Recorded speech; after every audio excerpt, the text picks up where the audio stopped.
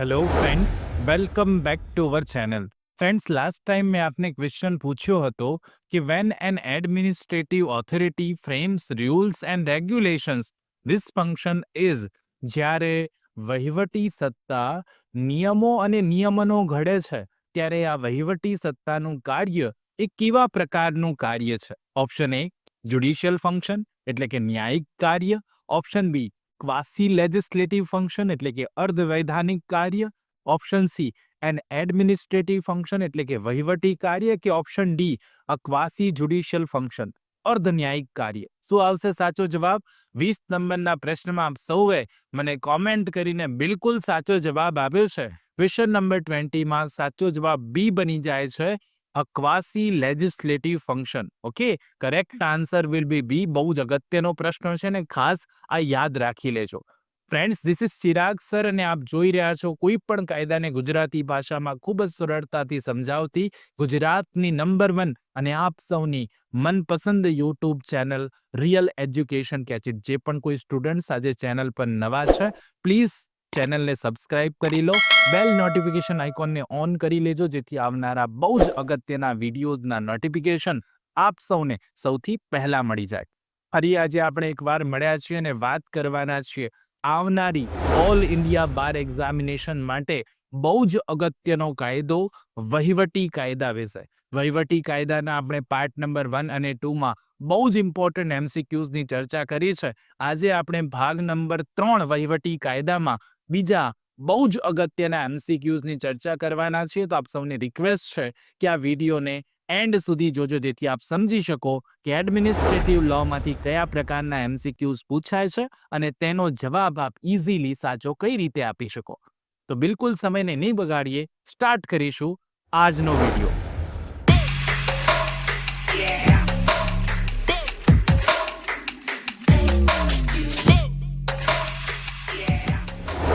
પ્રશ્ન નંબર 21 છે, which one of the following is not related with natural justice?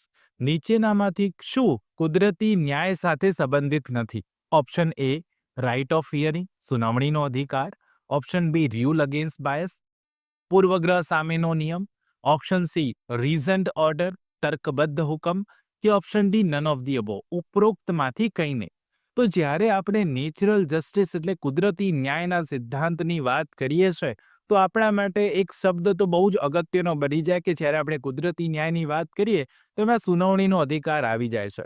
એ જ રીતે નેચરલ જસ્ટિસમાં પક્ષપાત સામેનો પણ નિયમ છે કે કોઈ વ્યક્તિ પક્ષપાત ન કરી શકે. એ જ રીતે કુદરતી ન્યાયના સિદ્ધાંતનો ત્રીજા નિયમમાં બહુ અગત્યની વાત છે કે એ જે પણ કોઈ હુકમ કરવામાં આવશે તર્કબદ્ધ હુકમ હશે. અને એટલા માટે ક્વેશ્ચન નંબર 21માં સાચો જવાબ ડી આવે, ઉપરોક્તમાંથી કંઈ નહીં. Vote will be correct answer? D will be correct answer. આ યાદ રાખી લેજો, અગત્યનો પ્રશ્ન છે, થોડુંક તમારે વિચારવું પડે. સાચો જવાબ ડી બની જશે. પ્રશ્ન નંબર 22 જુઓ. Which of the following is not an essential element of natural justice? નીચેનામાંથી કયું કુદરતી ન્યાયનું આવશ્યક તત્વ નથી? ઓપ્શન એ ફેર હિયરિંગ, ન્યાયી સુનાવણી. ઓપ્શન બી રીઝન ડિસિઝન, તર્કબદ્ધ નિર્ણય. Option C rule against bias, પક્ષપાત સામેનો નિયમ. કે ઓપ્શન ડી પ્રોપર કન્સલ્ટેશન, યોગ્ય પરામર્શ. જો 21 નંબરના પ્રશ્નોનો જવાબ આપ સૌને આવડી જાય તો 22નો જવાબ પણ આવડી જ જાય. કે એસેન્શિયલ એલિમેન્ટ નેચરલ જસ્ટિસનું શું નથી? તો સાચો જવાબ આપને ખબર છે કે ફેર હિયરિંગ છે, રીઝન ડિસિઝન છે, રૂલ અગેન્સ્ટ બાયસ છે. તો શું નથી? તો 22માં પણ કરેક્ટ આન્સર ડી બનશે. પ્રોપર કન્સલ્ટેશન એ એસેન્શિયલ નથી અને એટલા માટે 22 નંબરના ક્વેશ્ચનમાં પણ D will be correct answer. Question number 23 જુઓ. What is the effect of violation of the rule audi alteram partem on an administrative action? વહીવટી કાર્યવાહી પર ઓડી અલ્ટ્રમ પાર્ટમ નિયમના ઉલ્લંઘનની શું અસર થાય છે? ઇલીગાલિટી છે, ગેરકાયદેસરતા બનશે, વોઇડેબલ બની જશે એટલે કે રદપાત્ર બની જાય, મેર ઇરેગ્યુલારિટી એટલે કે માત્ર અનિયમિતતા બનશે, કે નલ એન્ડ વોઇડ, નલ અને વોઇડ બની જશે. Vote will be correct answer? જ્યારે ઓડી અલ્ટ્રમ પાર્ટમ નિયમનો ભંગ થશે તો એ કાર્યવાહી કેવી બને? તો આપ સૌ જાણો છો કે ઓડી અલ્ટ્રમ પાર્ટમ એક લેટિન મેક્ઝિમ છે, જેનો અર્થ થાય છે કે દરેક પક્ષકારોને સાંભળીને પછી જ નિર્ણય લેવો. તો 23માં સાચો જવાબ શું બને? 23માં સાચો જવાબ ડી બનશે. જો પક્ષકારોને સાંભળ્યા વિના નિર્ણય લઈ લેવામાં આવે તો એ નિર્ણય જે છે, વહીવટી કાર્યવાહી જે છે, નલ એન્ડ વોઇડ બની જાય. સાચો જવાબ ડી બનશે. પ્રશ્ન નંબર 24 જુઓ. In modern states, the executive function is further classified as quasi-legislative, quasi-judicial, ministerial, and purely administrative functions. This observation is based on which of the following case? હવે બહુ અગત્યનો કેસ પૂછ્યો છે કે આધુનિક રાજ્યોમાં વહીવટી કાર્ય ને પિતા તરીકે અર્ધ લેજિસ્લેટિવ, અર્ધ ન્યાયિક, મંત્રી અને કેવળ વહીવટી કાર્યો તરીકે વર્ગીકૃત કરવામાં આવેલા છે.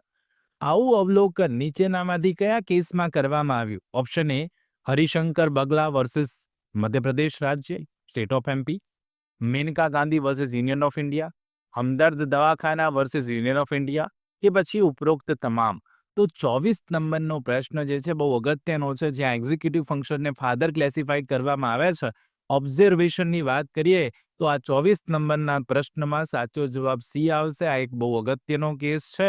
Hamdard Dawakhana versus union of ઇન્ડિયાના કેસમાં આવું અવલોકન કરવામાં આવ્યું હતું કે મોડર્ન રાજ્યો જે છે એમાં એક્ઝિક્યુટિવ ફંક્શન જે છે એક ફાધર છે ને ક્લેસિફાઈ કરે છે quasi legislative, quasi judicial, ministerial and purely administrative ફંક્શનને. તો એટલા માટે 24 નંબરના પ્રશ્નમાં C will be correct answer.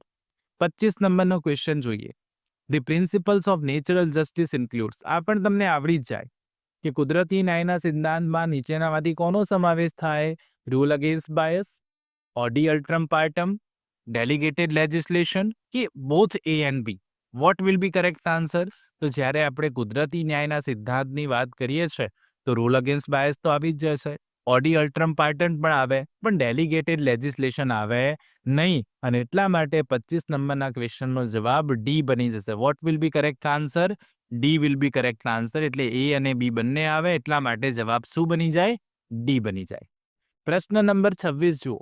Certain functions which can not be delegated. આપણે જોઈએ છે એડમિનિસ્ટ્રેટિવ લોમાં, વહીવટી કાયદામાં ડેલિગેટેડ લેજિસ્લેશનનો કોન્સેપ્ટ છે. તો એમાં કયા કાર્યો ડેલિગેશનથી સોંપી નહીં શકાય? Option A ouster of jurisdiction of courts, અદાલતોના અધિકાર ક્ષેત્રની હકાલપટ્ટી, રેટ્રોસ્પેક્ટિવ ઓપરેશન, પાછલી તપાસ કામગીરી, એસેન્શિયલ લેજિસ્લેટિવ ફંક્શન્સ, આવશ્યક કાયદાકીય કાર્યો, કે ઉપરોક્ત તમામ. શું આવશે સાચો જવાબ? શું ડેલિગેટેડથી સોંપી નહીં શકાય? 26 નંબરના પ્રશ્નમાં સાચો જવાબ ડી આવે. ઉપરોક્ત તમામ કાર્યો ડેલિગેટેડથી સોંપી શકાશે નહીં. આઉસ્ટર ઓફ જ્યુરિસ્ડિક્શન ઓફ કોર્ટ હોય, રેટ્રોસ્પેક્ટિવ ઓપરેશન હોય, એસેન્શિયલ લેજિસ્લેટિવ ફંક્શન હોય તો એમને ડેલિગેટ થઈ શકે નહીં. એટલા માટે સાચો જવાબ ડી બની જશે. પ્રશ્ન નંબર 27 જો ઓપ્શનની સ્ક્રીન પર છે. There are bulk of laws which govern people and which come not from the legislature but from the chambers of the administrators. This is called delegated legislation and it is different from. અહીંયા કહે છે કે એવા મોટા ભાગના કાયદાઓ છે કે જે લોકોનું સંચાલન કરે છે અને જે ધારાસભામાંથી નહીં પરંતુ પ્રશાસકોના ચેમ્બરમાંથી આવે છે. આને સોંપાયેલો કાયદો કહેવામાં આવે છે. તે શેનાથી અલગ છે? ઓપ્શન એ ક્વાસી લેજિસ્લેટિવ એક્શનથી અલગ છે, option B administrative rule making પાવરથી અલગ છે, સબઓર્ડિનેટ લેજિસ્લેશનથી અલગ છે, કે પછી એક્ઝિક્યુટિવ લેજિસ્લેશનથી અલગ છે. તો આ કોનાથી અલગ છે એવું પૂછેલું છે. અર્ધ કાયદાકીય કાર્યવાહી, વહીવટી નિયમ બનાવવાની સત્તા, ગૌણ કાયદો કે એક્ઝિક્યુટિવ કાયદો. તો પ્રશ્ન નંબર 27માં સાચો જવાબ ડી આવે. આ એક્ઝિક્યુટિવ લેજિસ્લેશનથી આખું અલગ પડતી વાત છે અને એટલા માટે D will be correct answer. Okay, અહીંયા સાચો જવાબ ડી બની જશે. મિત્રો, આપણે જાણીએ છીએ તેમ ઓલ ઇન્ડિયા બાર એક્ઝામિનેશન એક ઓપન બુક એક્ઝામ હોય છે અને તમે આ એક્ઝામમાં 2 રેક્ટ્સ લઈને જઈ શકો છો. તો ફ્રેન્ડ્સ, ઓલ ઇન્ડિયા બાર એક્ઝામિનેશનની તૈયારીને ખૂબ જ સરળ બનાવવા માટે પુનાહલ લો હાઉસ લઈને આવ્યું છે ખાસ 2 રેક્ટ્સ. યસ ફ્રેન્ડ્સ, આ જે 2 રેક્ટ્સ છે તે ડિગ્લોટ ફોર્મમાં હોય છે, એટલે કે અંગ્રેજી અને ગુજરાતી ભાષામાં, જેથી પરીક્ષામાં જો તમે લઈને જશો તો ખાસ કરીને જે પણ કોઈ પ્રશ્નો પૂછાશે એ તમામ પ્રશ્નોના આન્સર, તેના જવાબો આપ ઇઝીલી ફાઇન્ડ આઉટ કરી શકશો, એને શોધી શકશો અને પરીક્ષામાં તેનો સાચો જવાબ લખી શકશો. સાથે સાથે કોઈ પણ કોન્સેપ્ટને તમારે સમજવો હોય તો પણ એને તમે ગુજરાતીમાં આપણી લોકલ લેંગ્વેજમાં બિલકુલ સ્પષ્ટ રીતે સમજી શકો છો. ફ્રેન્ડ્સ, આ જે બેરેક છે એ નવા સિલેબસ મુજબ છે અને જેટલું પણ એમાં જરૂરી છે પ્રમાણે દરેક વસ્તુ એડ થયેલી છે, જેથી તમે ઇઝીલી એની તૈયારી કરી શકો છો, પરીક્ષામાં પણ સાથે લઈને જઈ શકશો. અને આ સંપૂર્ણ રીતે જ્યારે તમે બેરેક્ટ મંગાવો છો ત્યારે એ પણ તમારે માટે ફાયદાની વાત એ પણ છે કે જો તમે આ બેરેક્ટ્સ મંગાવશો તો ગુજરાતના કોઈ પણ ખૂણામાં એની ફ્રી ડિલિવરી કરી આપવામાં આવશે ફ્રેન્ડ્સ. અને સાથે સાથે ફ્રેન્ડ્સ, આ બુકની સાથે એક બીજી બુક પણ રિફર કરું છું, જે છે આપણા ઓલ્ડ પ્રશ્નપત્રો, ઓલ ઇન્ડિયા બાર એક્ઝામિનેશનના old question, previous question paper જે છે એ પણ એની પણ એક બુક છે જે પુનઃ લો હાઉસે બહાર પાડી છે ને જે તમારા માટે બહુ જ ઉપયોગી સાબિત થવાની છે. તમે એ પેપર સોલ્યુશન કરશો તો એનાથી તમને ઘણો બધો ફાયદો થવાનો છે. તો ફ્રેન્ડ્સ, રાહ શાની જુઓ છો? જો તમારી પાસે બેરેક નથી તો આજે ને આજે સ્ક્રીન પર આપેલો નંબર છે, ડિટેલ્સ મેં આપી દીધી છે સ્ક્રીન પર, આપ એ બેરેક્સ મંગાવી શકો છો અને સાથે સાથે એની એ રીતે તૈયારી પણ કરી શકો છો, જે આપને આ તૈયારી કરવામાં બહુ જ સરળતા રહેશે આ બેરેક્સથી. પ્રશ્ન 28 જુઓ.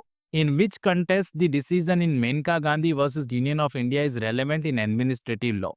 કયા સંદર્ભમાં મેનકા ગાંધી વિરુદ્ધ યુનિયન ઓફ ઇન્ડિયાનો ચુકાદો વહીવટી કાયદામાં સુસંગત છે? Option A separation of power, સત્તાનું વિભાજન. Option B right of hearing, સુનાવણીનો અધિકાર. Option C rule of evidence, પુરાવાનો નિયમ. કે ઓપ્શન ડી ડેલિગેટેડ લેજિસ્લેશન, સોંપાયેલો કાયદો.